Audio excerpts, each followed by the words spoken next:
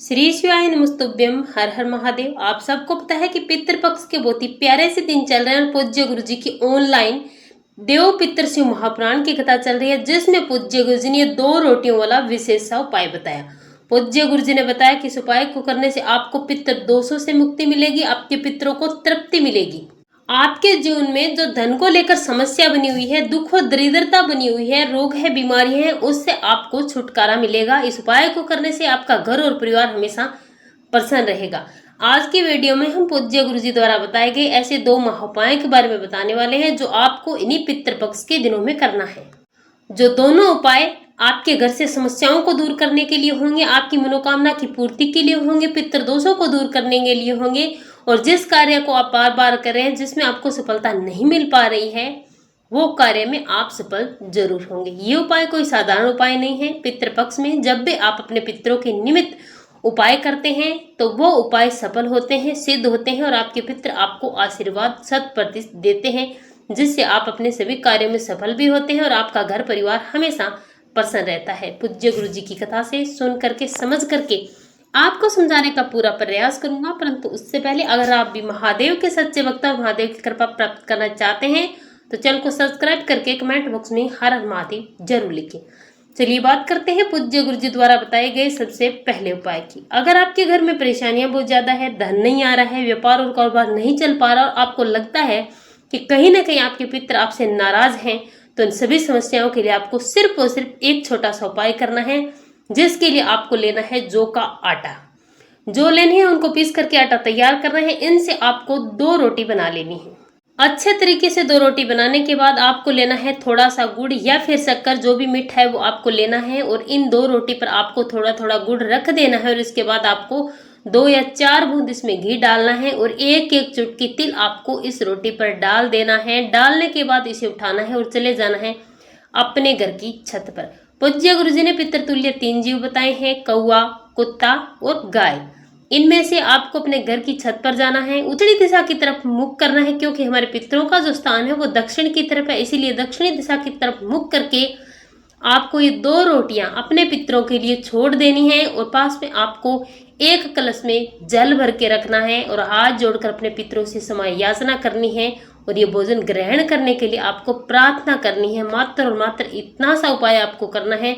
अगर आपने पितृपक्ष में इस उपाय को कर लिया तो आपके पितरों को तृप्ति मिलेगी। कौवा इस भोजन को खाए या ना खाए, लेकिन अगर आपने इस उपाय को कर लिया तो इसका सीधा सीधा भाग आपके पितरों को जरूर जाएगा, और आपके जीवन में जो समस्याएं आ रही हैं उससे छुटकारा मिलेगा। व्यापार और कारोबार की वृद्धि भी होगी और मनोकामना भी पूरी होगी। चलिए बात करते हैं पूज्य गुरु जी द्वारा बताए गए आज के दूसरे उपाय की। बहुत ही महत्वपूर्ण और ये उपाय पूज्य गुरु जी ने अपनी तीसरे दिन की पितृदेव शिव महापुराण की कथा में बताया था।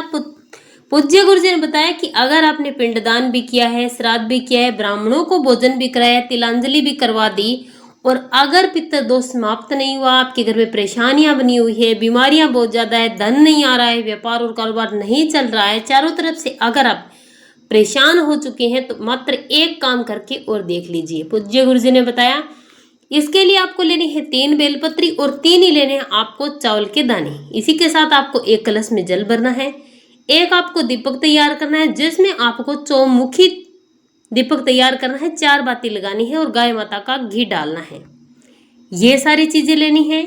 जो आपने कलश लिया उसमें एक चुटकी काला तिल डालना है। सारा सामान उठाना है, चले जाना है। सबसे पहले देखिए इस उपाय को करने का नियम समझिएगा, क्योंकि आपको 2 जगह जाना पड़ेगा। सबसे पहले आपको पिंपल वृक्ष के नीचे जाना है। पिंपल वृक्ष नहीं है तो वट वृक्ष के नीचे जाएं। वट वृक्ष नहीं है आपके घर के आसपास तो आप बेलपत्री के वृक्ष के नीचे जाएं।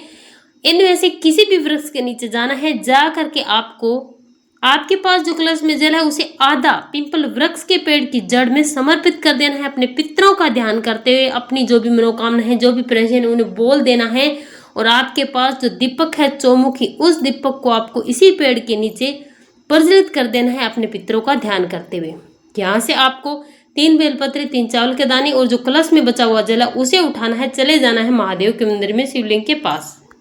यहाँ पर सबसे पहले एक एक करके आपको तीनों बेलपत्री समर्पित कर देनी है। श्री शिवाय नमस्तुभ्यम मंत्र का जाप करना है। बेलपत्री समर्पित करने के बाद एक एक करके तीनों चावल के दाने आपको समर्पित कर देने हैं, और तीनों चावल के दाने समर्पित करने के बाद अपनी मनोकामना करनी है और श्री शिवाय नमस्तुभ्यम मंत्र का जाप करते हो आपको आपके पास जो कलश में जल बचा हुआ है जिसमें आपने एक चुटकी काला तिल डाला है उसे श्री शिवाय नमस्तुभ्यम मंत्र का जाप करते हुए महादेव के शिवलिंग पर पूरा का पूरा जल समर्पित कर देना है और हाथ जोड़कर आपको महादेव से प्रार्थना करनी है कि मैंने सब कुछ कर लिया, मैं थक गया, मैं हार गया, मेरे पितरों को शांति मिले, मेरे पितर मुझे आशीर्वाद दे, मेरे घर में जो परेशानियां हैं, जो दुख और दरिद्रता बनी हुई है, आप उन्हें समाप्त करें और मेरी मनोकामना पूरी करें।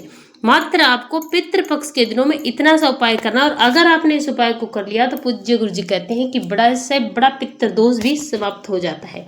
पूज्य गुरु जी ने बताया कि अगर सबसे बड़ा कोई फल है तो वो है गौदान का। अगर हो सके तो पितृपक्ष के दिनों में आपको गौदान जरूर करनी चाहिए। अगर आप ऐसा नहीं कर सकते तो आपको रोटी लेनी है, उस पर कुछ भी मीठा रखना है, पहले घी लगाना है, उस पर मीठा आपको जैसे शक्कर है, गुड़ है वो लेना है, अच्छे से घी में भिगो करके आपको लेकर चले जाना है गौशाला में या फिर आपके घर के आसपास जहां भी गौ माता है उसे आपको इसे खिला देना है। अगर ऐसा भी नहीं कर सकते तो कम से कम थोड़ा सा चारा खरीद करके कुछ भी आपको गौ माता को जरूर खिलाना है। गौ माता को अगर आपने पितृपक्ष के 16 दिनों में कुछ भी खिला दिया तो आपके पितृ दोषों से आपको मुक्ति मिलेगी और आपको करोड़पति बनने से कोई नहीं रोक सकता, क्योंकि आपके पितृ प्रसन्न होंगे तभी आप अपने कार्यों में सफल होंगे और आपकी वश की वृद्धि होगी। और अगर पितृपक्ष के 16 दिनों में आप तुलसी माता की जड़ में, तुलसी माता के पौधे में किसी भी पवित्र नदी का जल समर्पित करते हैं तो इससे आपके वंश की वृद्धि होती है। तो आप पितृपक्ष में इन छोटे छोटे उपायों को जरूर करें। श्री शिवाय नमस्तुभ्यम। हर हर महादेव।